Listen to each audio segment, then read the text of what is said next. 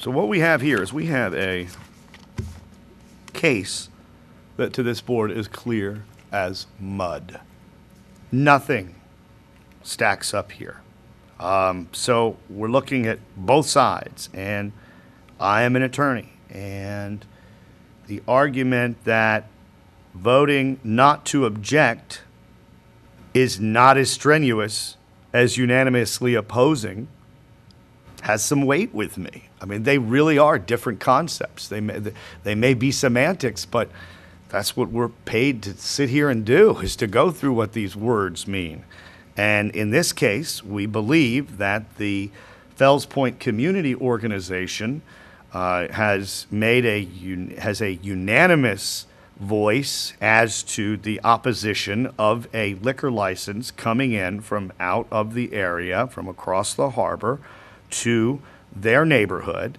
The Fells Point Residents Association don't object to it happening. It really is less strenuous as unanimous opposition. These are some of the same arguments that were made during the crossbar hearing not so long ago, that we've got enough licenses here, and the board basically bought it then. We want to make clear that we did not consider or give any weight to the Fells Point Task Force's opposition to this request, because the Fells Point Task Force, we've just determined in evidence, did not invite the licensee to speak to them. Further, the evidence stated that the Fells Point Task Force is comprised of the presidents of the community association presidents within the vicinity of Fells Point.